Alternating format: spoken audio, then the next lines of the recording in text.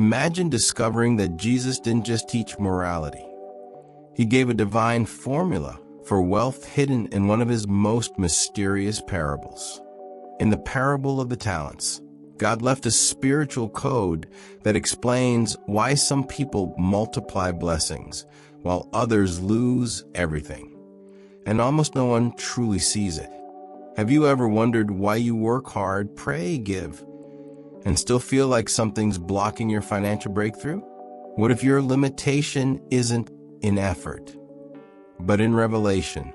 In this video, we'll decode the biblical wealth system, step by step, the exact mindset, habits, and spiritual laws that God embedded in this parable to unlock divine prosperity. By the end of this message, you'll understand how heaven measures Meus faithfulness queridos through irmãos e multiplication, irmãs, how to hoje attract divine nos opportunities reunimos instead neste of chasing lugar them, sagrado. and how to step into the flow of supernatural provision. Stay until the end, because what you'll hear today could permanently shift how you see money, purpose, and destiny. What if I told you that God already revealed the secret to wealth, and it's been right in front of you this whole time, hidden not in some obscure text or secret ritual, but in one of the most well-known stories ever told, the parable of the talents. For generations, people read it as just a moral lesson about hard work or stewardship. But what if it's far more than that? What if it's actually a divine blueprint for supernatural increase? A spiritual law that multiplies everything placed in your hands. In the next few moments, you're going to discover God's secret formula to get rich, not by luck, manipulation, or worldly systems, but through the same principle that Jesus revealed over 2,000 years ago. This isn't motivational talk. It's divine mathematics, the equation heaven uses to measure faithfulness and release abundance. So if you've ever felt like you've worked hard but never truly seen multiplication, if you've ever wondered why some people seem divinely favored while others stay stuck in struggle, stay with me. Because before this message ends, you'll see the hidden code that turns ordinary resources into exponential growth, and understand how God intended you to walk in the same divine wealth that builds his kingdom. For generations, religion has been misunderstood not by God, but by men who feared what divine abundance could unleash. The world was taught that holiness and poverty were twins, that to be close to God one must suffer lack. But that was never heaven's design. The enemy twisted the message so that those destined to rule would settle for survival. Yet, the scriptures reveal something entirely different. The Lord delights in the prosperity of his servant. Psalm 35, verse 27. True prosperity is not about greed. It's about purpose. When your wealth serves heaven's will, it becomes worship. Abraham was wealthy, and God called him my friend. Solomon was rich beyond imagination, and God said, "There will never be another like you." Joseph governed the economy of Egypt, not for pride, but for preservation. Every time God blesses someone, he does it to multiply his glory on earth. So if wealth isn't evil, then what is? The misuse of it, the idolatry of it. The moment money becomes your master, it ceases to be your ministry. But when aligned with divine assignment, prosperity becomes proof that heaven's system works. The problem was never money. It was misunderstanding. And now you're about to learn the rules of divine increase, how heaven's economy flows to those who walk in obedience and purpose. Because the question isn't, can God trust you with wealth? It's, can wealth trust you to reveal God? The words of Jesus pierce through time with a story that many have heard, but few have understood.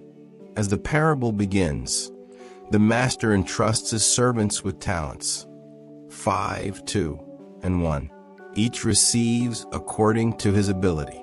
But this is no story about coins or commerce.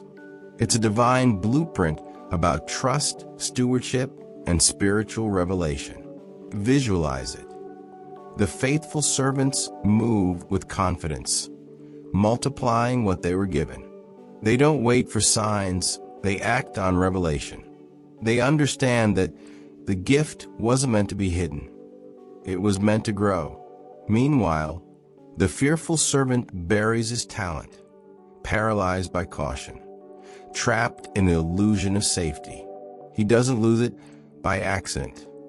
He loses it by inaction. And here lies the message. Heaven rewards faith, not fear.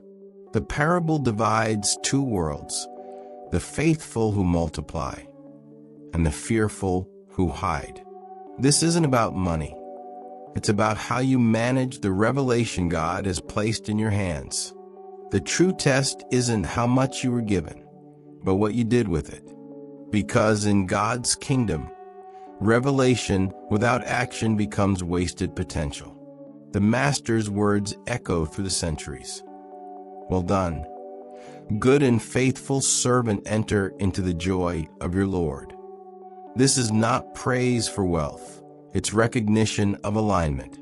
For when you manage divine purpose well, heaven releases divine increase.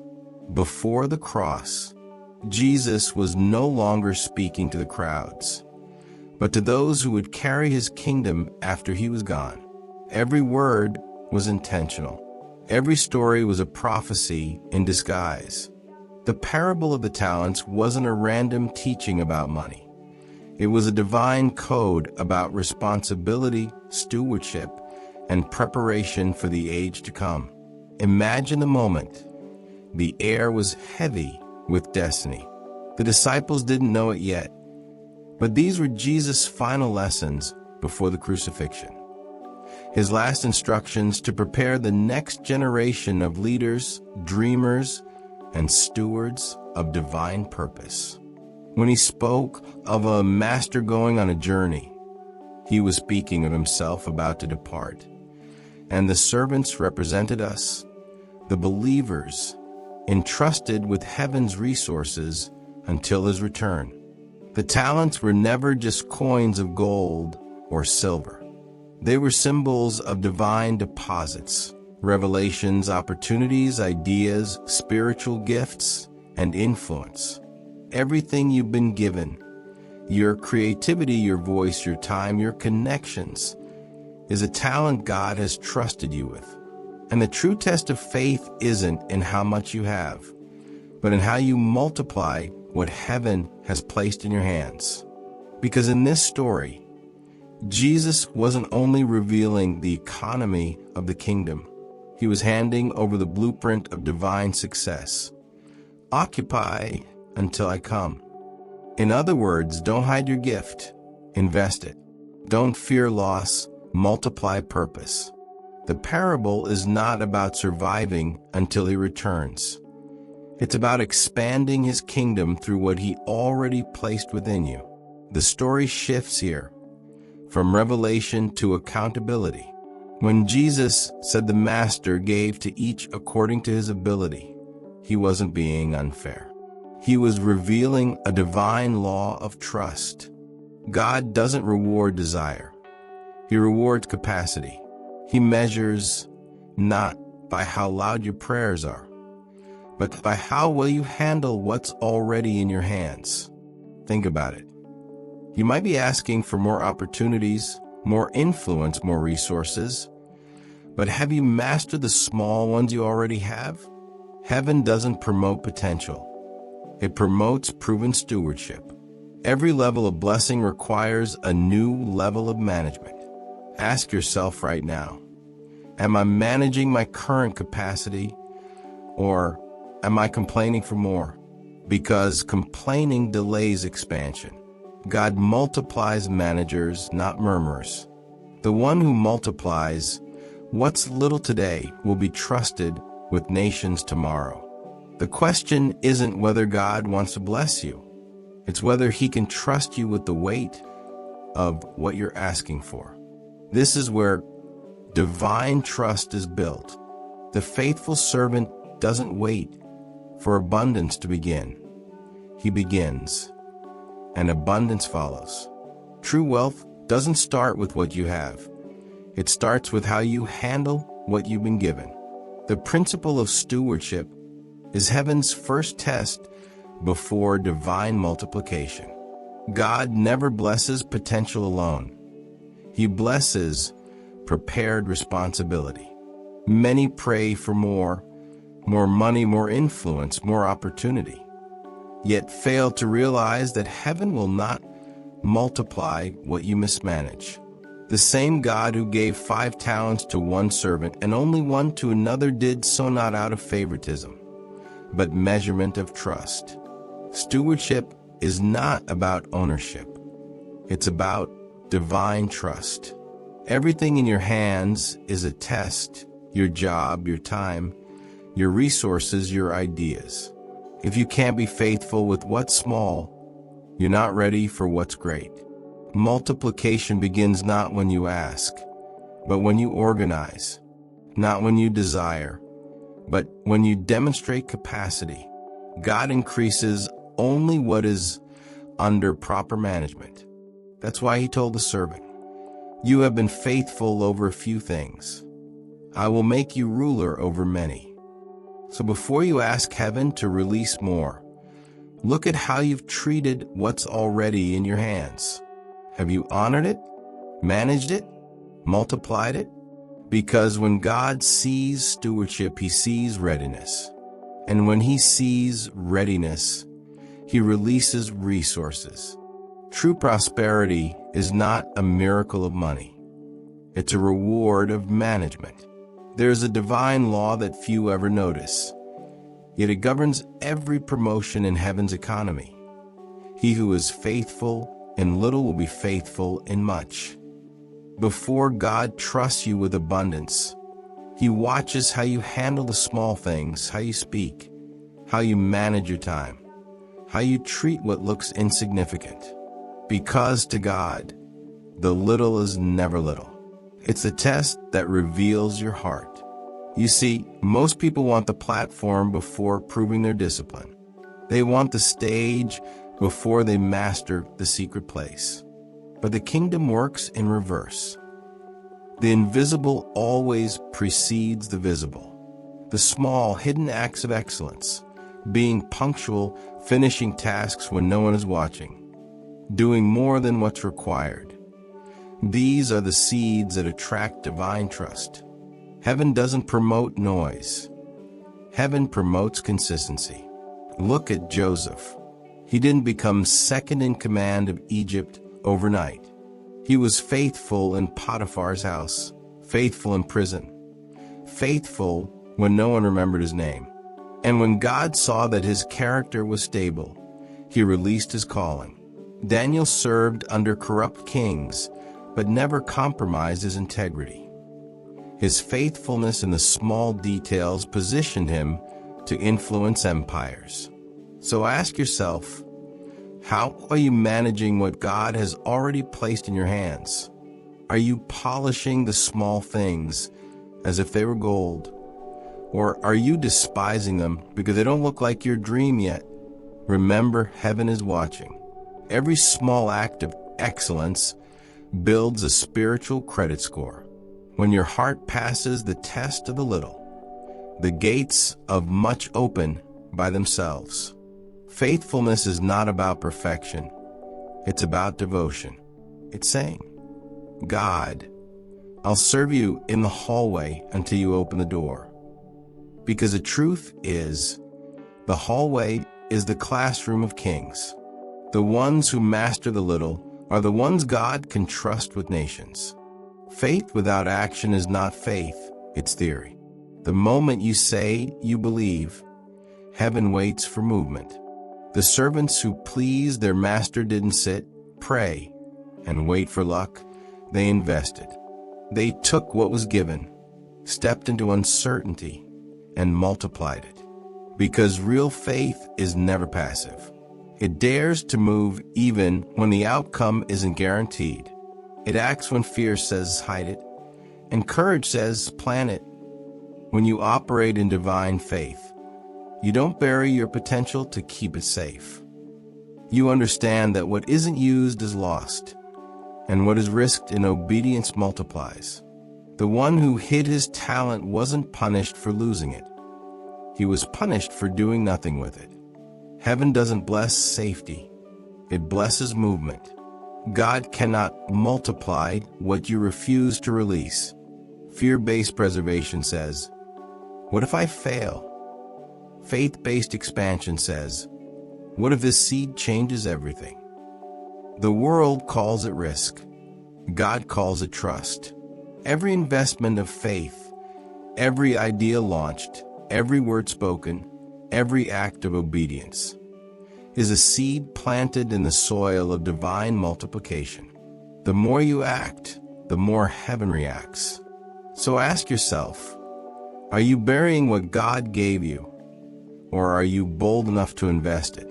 Because the ones who move, even trembling, are the ones who see abundance flow. Those who step out on the water are the ones who experience miracles. The question isn't whether God can multiply. It's whether you're willing to risk in faith so He can. I was afraid and hid your talent. Those words echo through generations, a mirror to every believer who once buried their potential, their calling, their ideas, all because of fear. Fear of failing, fear of being judged, fear of losing what little they had. But here's the divine paradox. The very thing you try to protect out of fear is the thing that dies in your hands. Fear disguises itself as caution. It whispers, wait for the right time. It convinces you to play it safe, to keep your dreams hidden in the ground of comfort. Yet heaven never rewards preservation. It rewards multiplication. The servant who hid his talent didn't lose because he lacked ability. He lost because he allowed fear to control his stewardship. Every dream buried by fear becomes spiritual poverty. Every gift unused becomes financial stagnation. God cannot multiply what you refuse to move. Faith is motion. It invests, risks, plants, and trusts.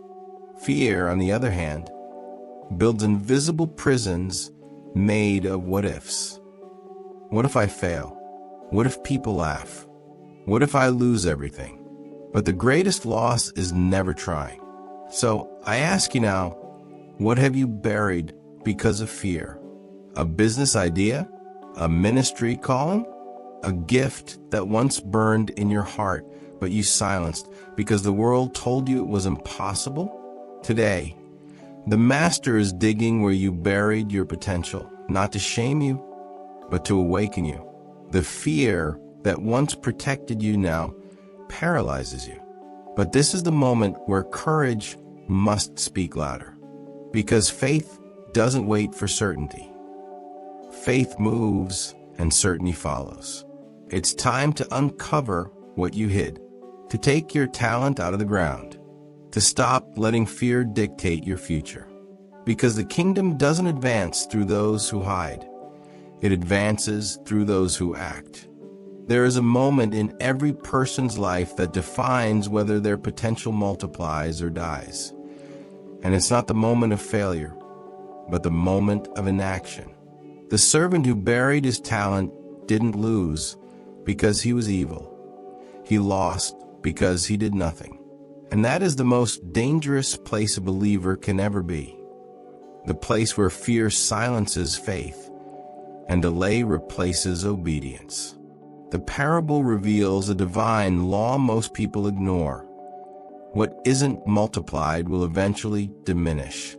Whatever you refuse to develop dies. Whatever you delay to plant withers. The opportunities you don't act on today will belong to someone bolder tomorrow. God's system never rewards potential. It rewards movement. Heaven is attracted to motion, not hesitation. This law doesn't just apply to money. It governs every area of life. If your faith isn't exercised, it weakens. If your relationships aren't nurtured, they decay. If your skills aren't refined, they fade. Even love, when not expressed, grows cold. The kingdom principle is clear. Whatever you don't multiply, you lose. So ask yourself, what have you buried? What vision, what calling, what seed have you hidden because you feared losing it? Remember, God cannot bless what you refuse to move. The only way to protect what's divine in your life is to invest it. Because in the kingdom, safety is not found in hiding. It's found in using what you've been given. When the Master returns, his words echo through eternity. Well done, good and faithful servant. These are not just words of approval. They are the highest promotion a soul can receive in heaven's economy. God doesn't reward routine. He rewards results. Not the motions of religion, but the movements of faith. Not the endless repetition of empty service, but the fruit that proves obedience. Heaven's promotion system is unlike the world's. On earth, people climb ladders through connections, appearance, or luck. In heaven, advancement comes through faith plus obedience, the divine formula that activates increase. Every act of unseen faithfulness, every moment you chose obedience when no one was watching, becomes a deposit in your heavenly record. When that record overflows, promotion is inevitable. Promotion in the kingdom is not about title or recognition. It's about trust. God promotes those who multiply what they were given. When you manage your small opportunities with excellence, heaven notices. When you refuse to bury your gifts out of fear, the Master smiles. And when you dare to take risks in faith, you step into divine acceleration.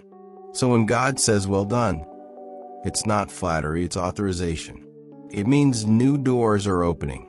New territories are being released.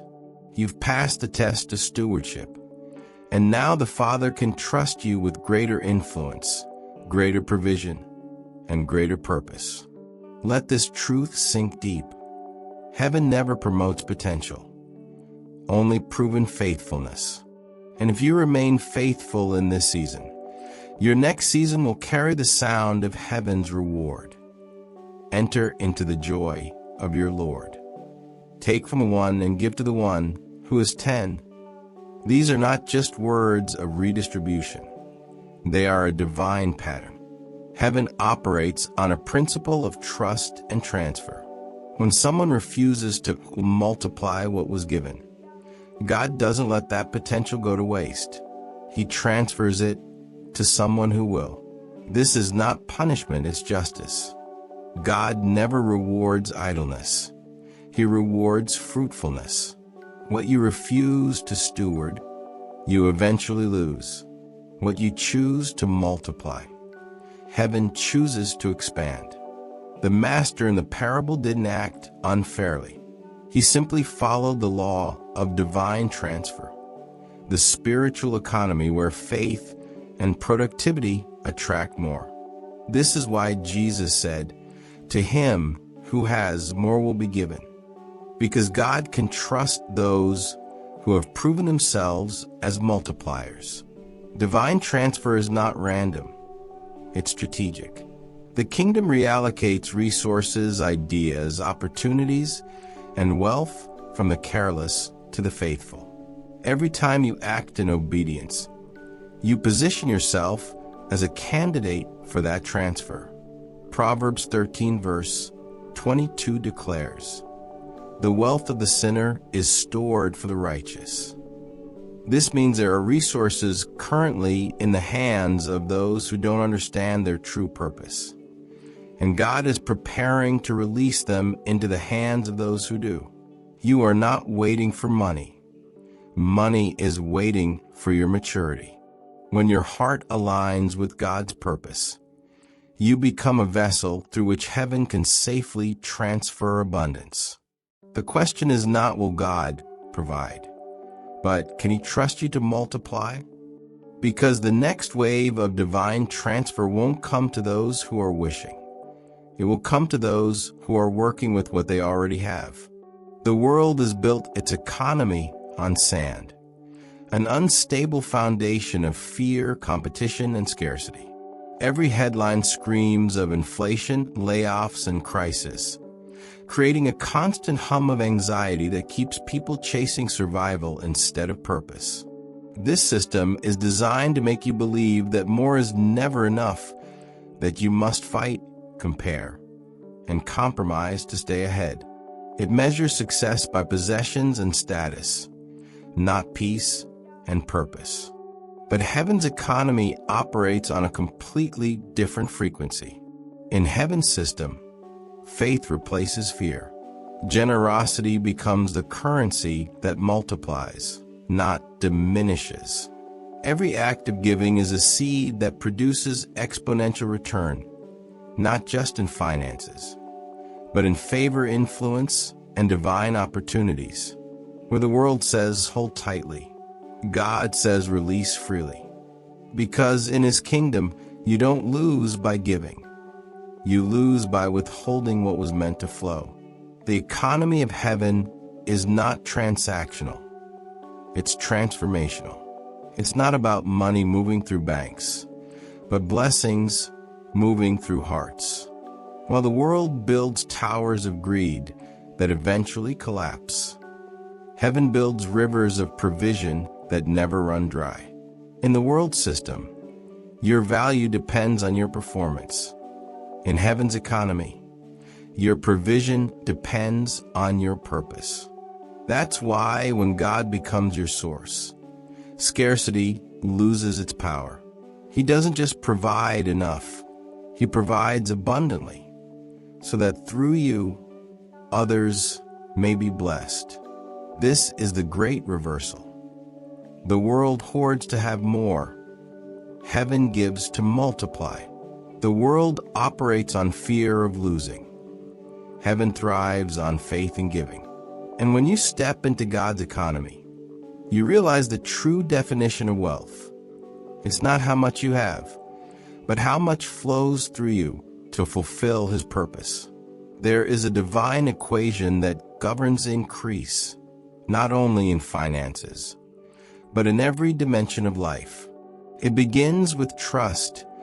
God entrusts you with a seed, an opportunity, an idea. But trust alone is not enough. That trust must be met with stewardship, the discipline to manage what you have as if heaven were watching. Because it is. From stewardship comes faithfulness. Showing up every day even when no one applauds, even when results are still invisible. Faithfulness births multiplication. Suddenly, what was small begins to expand. Doors open. Favor increases. Opportunities multiply, not by accident, but by divine law. And as multiplication takes place, the next stage emerges, transfer. This is when what was once in the wrong hands begins to shift into the hands of those who are ready. Proverbs 13 verse 22 comes alive. The wealth of the sinner is stored up for the righteous. It's not luck, it's alignment. Finally comes dominion. This is not just having wealth, but mastering it. Money no longer commands you, you command it. You become a vessel of kingdom influence, using resources to build, restore, and bless. This formula, trust, stewardship, faithfulness, multiplication, transferred dominion, is heaven's economic system in motion. When you apply it, you don't just prosper financially, you prosper spiritually, emotionally, and purposefully. Because when God can trust you with a little, He won't hesitate to release much. Every person carries a divine deposit, a unique expression of God's purpose entrusted to them before they were even born. The tragedy is that most people die without ever discovering what heaven placed in their hands. But today, you will not be one of them. This is the moment to awaken your talent, the gift, idea, or calling that God gave specifically to you for multiplication. Ask yourself, what has God already placed in my hands? Is it wisdom, creativity, compassion, leadership, a skill, a voice, a vision? The key to divine increase is not waiting for something new to arrive. It's recognizing what's already been entrusted to you. Everything God wants to multiply in your life begins with what you already possess. Take time to journal. Pray intentionally. Ask the Holy Spirit to reveal what has been sleeping inside of you. There are gifts buried under fear, neglect, or distraction. But the moment you identify them, power begins to flow again. Because when you rediscover your talent, you reconnect with your divine assignment. And when purpose is reactivated, provision follows. Declare it aloud. Lord, show me what you've placed in my hands, and teach me how to multiply it for your glory. This is not just reflection. It's the ignition of your next divine chapter.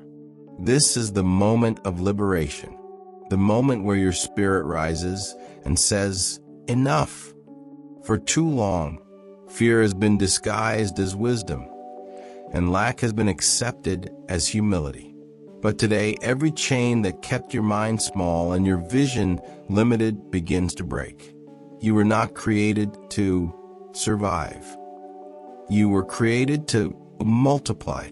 The same God who placed breath in your lungs placed potential in your hands. And He never intended for that potential to be buried beneath insecurity or fear of failure. Say it aloud. I will not bury my gift.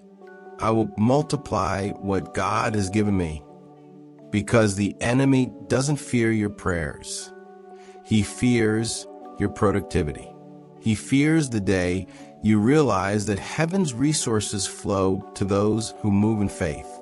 When you stop hiding what's inside you and start acting on what God placed within you, you become unstoppable. Fear loses its voice. Scarcity loses its grip.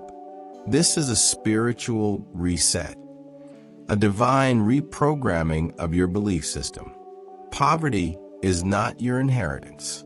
Anxiety about provision is not your portion. You are a child of divine abundance, a vessel of kingdom wealth, and a carrier of heaven's confidence. The same Spirit that multiplied the loaves and fishes lives within you. Right now declare, I break every generational mindset of lack. I receive the mind of multiplication. From this moment forward, your thoughts, your actions, and your expectations align with heaven's economy. You no longer think in terms of limits.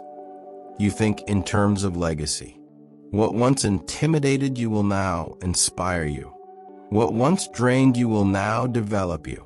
And what once seemed impossible will now become inevitable. Because you and fear can no longer coexist in the same room where faith is alive.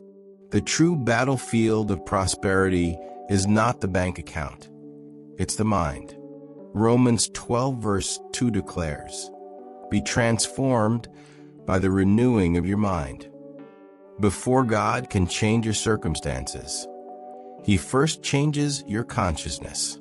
You cannot step into divine abundance while thinking like a servant of lack. Transformation doesn't start when money arrives. It starts when a new mindset takes authority inside you. When your thoughts are renewed, you stop asking, can I afford it? And start declaring, I am entrusted to manage it. You stop seeing resources as yours and begin to see them as heaven's tools placed in your hands. The poor mindset always asks for help. The steward mindset looks for ways to multiply what's already given. This is the mental rebirth that separates those who merely pray for provision from those who become channels of it. Imagine what changes when you no longer identify with limitation. When your thoughts align with divine order, you begin to attract wisdom, opportunity, and supernatural insight. The renewed mind doesn't chase blessings. It creates an environment where blessings chase you. God cannot pour new oil into old wineskins. And that's why your mental renewal is the key to sustained increase.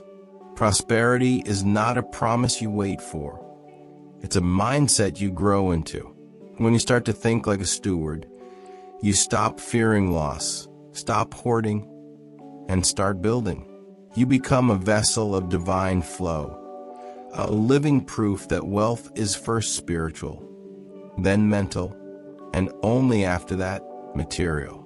Declare today, my mind is transformed. My thoughts align with heaven. I am no longer limited by fear. I am renewed by faith. There comes a moment in every believer's journey when the revelation hits. You were never meant to simply serve God from a distance. You were created to partner with Him.